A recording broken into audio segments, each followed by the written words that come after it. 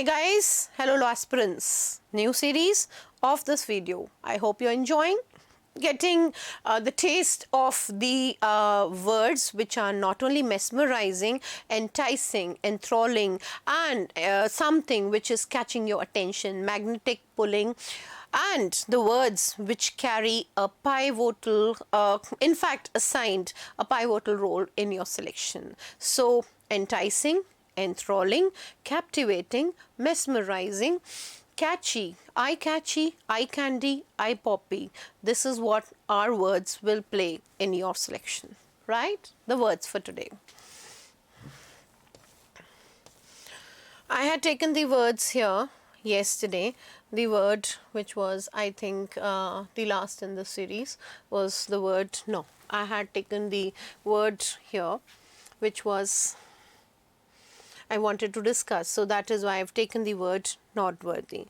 And this was our last word for yesterday's class because I wanted you to remember these words. Some students asked us, ma'am, please take a test every Sunday or please revise these words. We'll be soon coming with those things too because your suggestions which we really follow.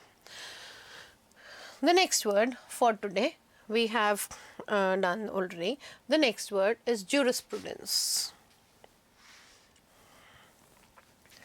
Jur, the root, which means oath or swear, right? So jurisprudence is a theory of philosophy of law where a group of judges sit together, they amend, reform or change the law. That is jurisprudence, right? Jurisprudence is to law. You find this kind of an analogy.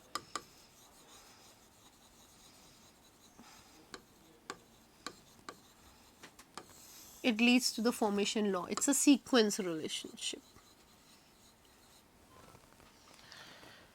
Next word we have is ironclad. It's very certain and unlikely to be changed. It's something which cannot be changed. It's unlikely to be changed. The opposite would be flexible, elastic, compromising, adaptable.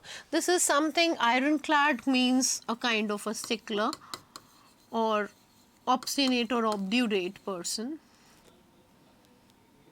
I would write it again, obdurate or obstinate, stickler or stubborn. The opposite would be very much ready to change and compromise and adjust with the things.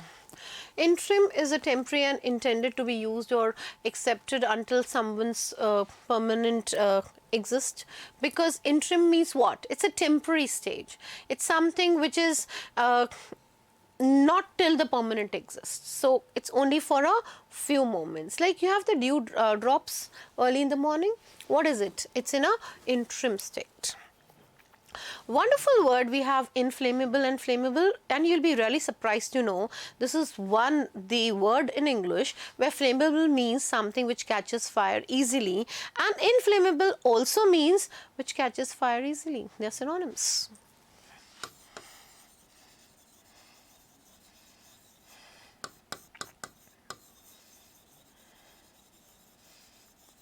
Both mean the same. Catches fire easily. That is inflammatory. Something which is provocating, inflaming, incendiary, inciting. Something which is like, you provoke someone to do something. Speak daggers. Please note the idiom.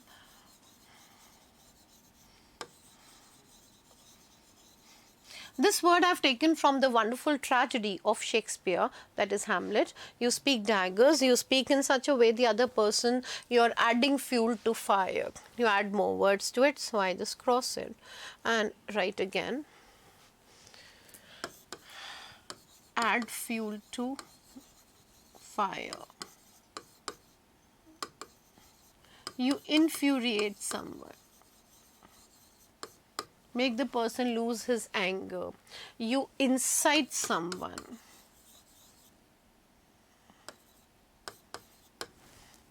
You make the person, yes, come on, lose your anger.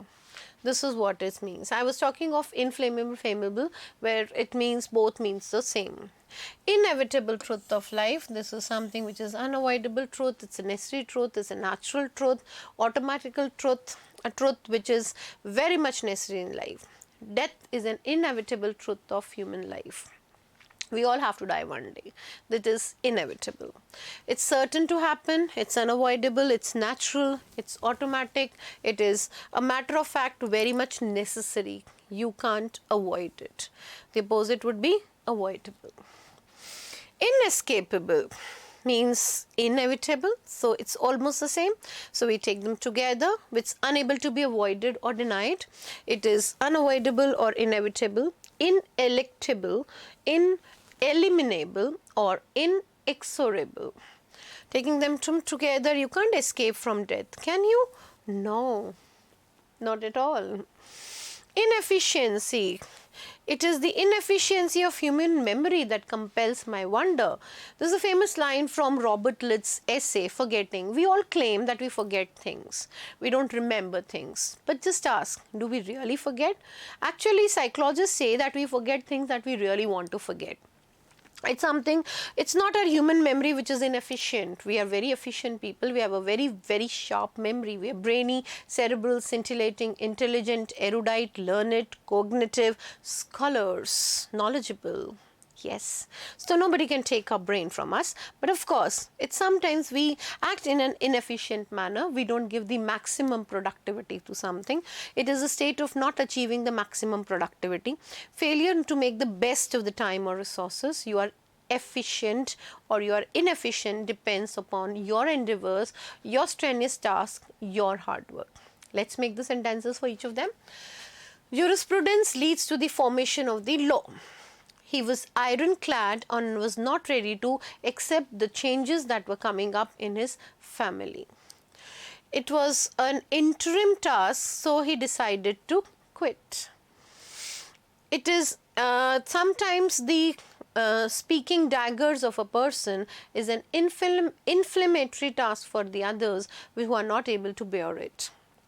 Death is an inevitable truth of life. We can't escape our goal. We should focus on it, and focus will lead you to success. It is efficiency and not the inefficiency of human memory that will compel me, force me to accept that this is the truth, that we will remember things that we really want to remember. Okay. The next. Interesting, isn't it? Yes. We have now the words, we have taken series of words in a list form so that the students are part and parcel of these words. The words of an, the words of in, the words of D, the words of A, the words of B and C. So we take a lot of pains, really. Our pain should pay. It said hard work pays you in the long run, and we are waiting for that pains to be rewarded.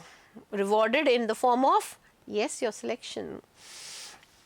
Indiscriminately means you don't discriminate in a random manner, in a haphazard manner. You don't choose. It's an unsystematic manner. When you praise somebody, you praise in a random way. You talk about the eyes, maybe talk about the hand, or you talk about something else. This is an realistic manner because it's haphazard. It's not a systematic way. If you start from your hair, the forehead, the eyebrows, the eyes and so on, it appears like it's a linear order. You're moving in a form. This is not realistic. This is unsystematic or randomly done. Even all the samples which are taken of the population or the data, this is randomly done because this is actually what is realistic. It is of course not methodical. It is not of course something in a systematic way, but it is something which is the perfect sample for the data. Indignant is angry, right? You are incensed by something. I tell you how easily to remember. You have seen the incense sticks that we burn in front of God in the morning? That tells you that the person, the things are letting you to be incensed, that is full of anger, showing your anger or annoyance over something. You're aggrieved, you're resentful, you're disgruntled, you're not satisfied or you're discontented over something. This is the word indignant.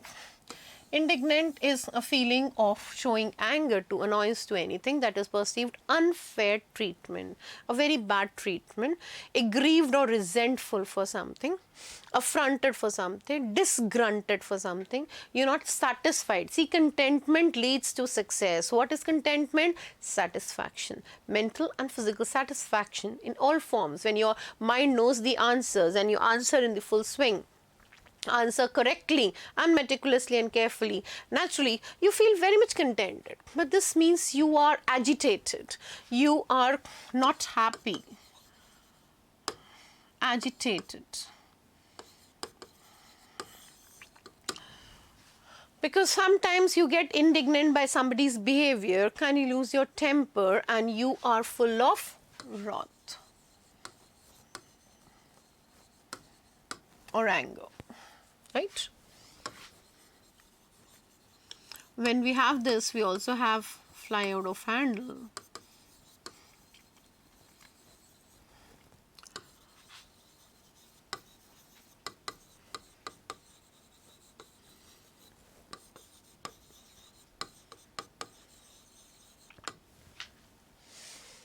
Right?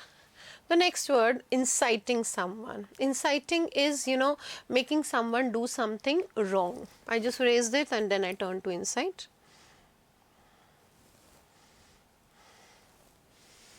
It simply means provocation.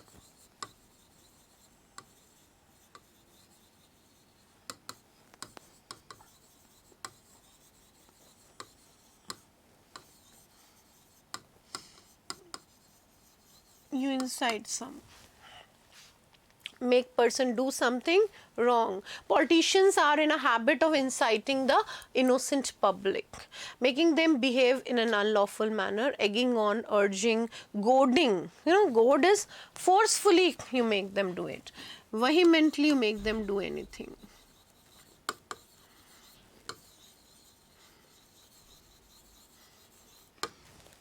Make them do something, that is the work here.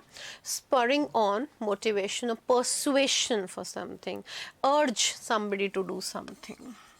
You insist on that this work should be done. Right? The word incentivize. Incentivize is to motivate or encourage someone to do something. This is again the same word because it's in a negative form. It's a stimulation. You deter the person from the path. Depends on the usage in the sentence, the work is positive or negative. But when we talk of insightful, of course, the incitement is always in a negative form. Incendiary is something which is fire producing, something which creates fire. It's a device or an attack caused to cause fire. The root for fire, we have the word pyre or pyro. Pyrotechnics or pyrocrackers. A device or an act designed to cause fires, combustible, flammable, inflammable. Can you see this? Yes? They are synonyms. Please note and highlight. The only words in English where they are not opposites, they are synonyms. Fire producing, fire raising, tending to stir up conflict, inflammatory, rabble rousing, provocative and agitational, causing a lot of fire. That is incendiary. The opposite would be conciliate, join hands, be together. So let's conciliate, let's join hands in doing the best of our vocabulary. Like for the channel, please, and your comment is most welcome. Thank you, students.